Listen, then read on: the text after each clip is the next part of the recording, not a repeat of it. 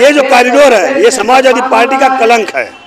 मैंने ये नहीं कहा कि मुलायम सिंह ने करी। अगर देखा जाए अगर ये ब्रिज अगर समाजवादी का कलंक है तो समाजवादी पार्टी का मुखिया तो मुलायम सिंह यादव ही हैं। अगर समाजवादी पार्टी कलंकित काम कर रही है तो कलंकित कमेंट पॉइंट अगर देखा जाए तो मुलायम सिंह को ही जाना जाएगा। उसी का नतीजा भोग तो रहे हैं जी।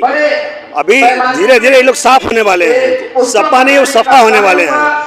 उन लोगों ने जो कृत्य किया था, जो क्षमा चाहूंगा प्रधान जी, आप मेरे चैप्टर से बगल में हटकर बात कर रहे हैं। आप जो कलंकिता की बात कही उस पर हमारे दर्शक बंधु को समझाइए कि किस तरह से कलंकिता, अगर वो काम क्या था, उस काम के अंदर ऐसा कौन सा भाव आपको देखने को मिला जिससे कि मुलायम सिंह के कार्य को आपने कलंकित बताया, उस बात।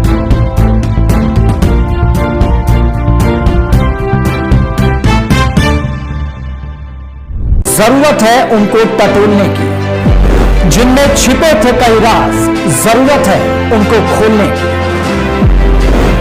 जख्मों की डोर से घटनाओं के शोर तक, किसी को अपनों की तलाश, अब होगा राज का पर्दाफाश, क्योंकि हम लेंगे खबरों की खबर।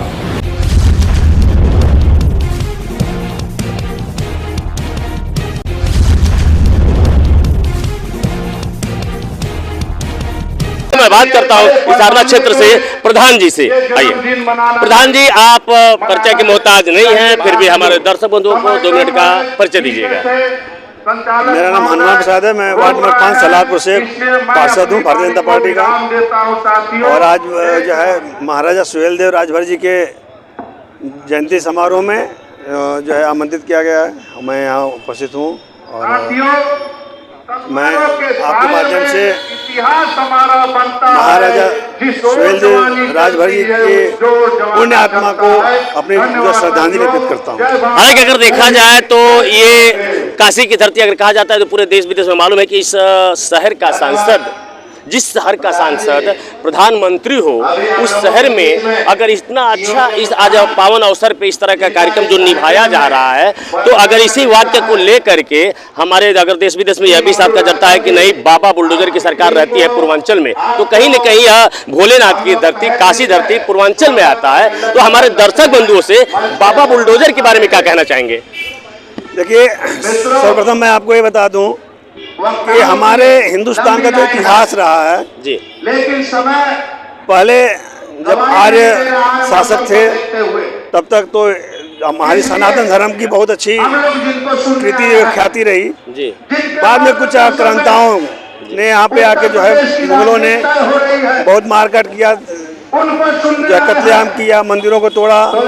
लेकिन हमारे जो उस समय के तत्काल हिंदुस्तानी नेता जो सुचिंतक थे वो कुछ हद तक उन लोगों से प्रभावित हुए और जो इतिहास में हमारे यहाँ के वीरों की गाथा न गाकर वो सिर्फ उन आतताइयों और आक्रांताओं का गुणगान किए। इतिहास में उनका बहुत चर्चा किया गया। हमारे वीर पुरुषों का, किसी भी वीर पुरुष के बारे में आप देखेंगे तो चंद लाइनें मिलेंगी और उन आक्रांताओं के बारे में तमाम आप देखेंगे तो पूरी किताब लिखी गई है।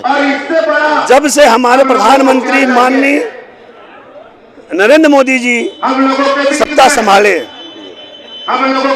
उन्होंने गुलामी की निशानियों को मिटाकर हमारे जो वीर पुरुष थे उनकी वीर गाथा को हमारे देश के सामने प्रस्तुत करने का काम किया है। हमारे उस समय जो आतताइयों ने मंदिरों पर कब्जा किया था, जैसे आपको मालूम है कि मथुरा, काशी और अयोध्या, ये 3 हमारे महत्वपूर्ण मंदिर, जिसमें प्रधानमंत्री जी के आने के बाद एक कोर्ट का फैसला आया राम मंदिर का और भव्य राम मंदिर का निर्माण हुआ।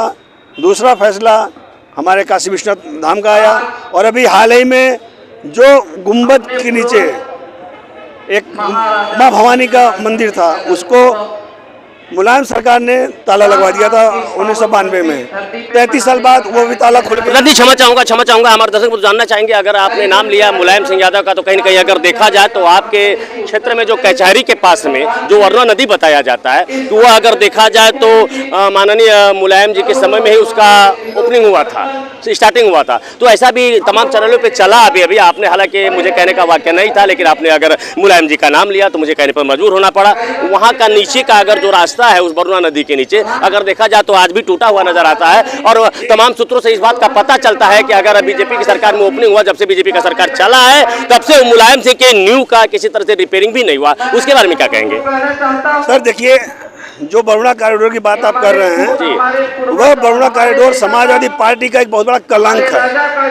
और उसमें इतना रुपया खपा दिया गया कि उसको लेके चलना आज हम लोगों की सरकार की एक मजबूरी है कि उस पाथवे पे चल रहे हैं। उसमें दूरदर्शिता नहीं थी, कहीं दूरदृष्टि नहीं लगाई गई कि जो उन्होंने पाथवे बनाया। हालांकि मैं क्षमा चाहूंगा, आप सेहरा भी बाधा अच्छा बीजेपी के नेता से कहीं रिकॉर्ड कर रहे हैं, बाबा की नगरी है। अगर इस वाक्य पर मैं चर्चा करता हूं, जैसे कि आप दर्शक बंधु ने कहा कि मुलायम सिंह यादव एक कलंक व्यक्ति हैं, तो हमारे दर्शक बंधु को आप संक्षेप में समझाएंगे कि आखिर मुलायम सिंह यादव के अंदर कलंकिता किस प्रकार की थी? मैंने मुलायम सिंह को कलंक नहीं कहा। मुलायम नहीं, बिल्कुल आपने अभी कहा, अभी आपने बिल्कुल। हालांकि आप देख पा रहे हैं प्रधान जी को, मैं अभी वाराणसी से लाया हूँ, जहाँ के सांसद परम नरेंद्र मोदी जी बताए जाते हैं। हालांकि इनसे हमने चर्चा किया सुहेल देव के उस पर। आपका कहना है, जहाँ तक ब्रिज की बात आई, अगर सपा बसपा की बात आई, तो इन्होंने कहा कि मुलायम सिंह एक कलंकित व्यक्ति है। ये फिर वापस में चर्चा करता हूँ, हमारे दर्शक बंधु बताएंगे। आप मेरे बयान को फिर से देख लीजिए। मैंने कहा कि ये जो कॉरिडोर है, ये समाजवादी पार्टी का कलंक है। मैंने ये नहीं कहा कि मुलायम सिंह ने करी। अगर देखा जाए अगर ये ब्रिज अगर समाजवादी का कलंक है, तो समाजवादी पार्टी का मुखिया तो मुलायम सिंह यादव ही हैं। अगर समाजवादी पार्टी कलंकित काम कर रही है, तो कलंकित कमेंट पॉइंट अगर देखा जाए तो मुलायम सिंह को ही जाना जाएगा। उसी का नतीजा भोग तो रहे हैं जी।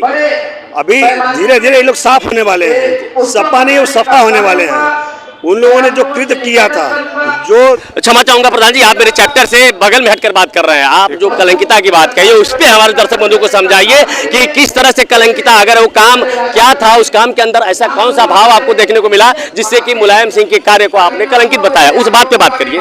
आप उस कॉरिडोर के बारे में देखिए कि उस कॉरिडोर का जो भी उन्होंने निर्माण कराया, उसमें किसी भी पाथ को मेन रोड से नहीं जोड़ा। आप बताइए, जब मेन संपर्क मार्ग ही उसमें नहीं है तो आदमी जाएगा कैसे?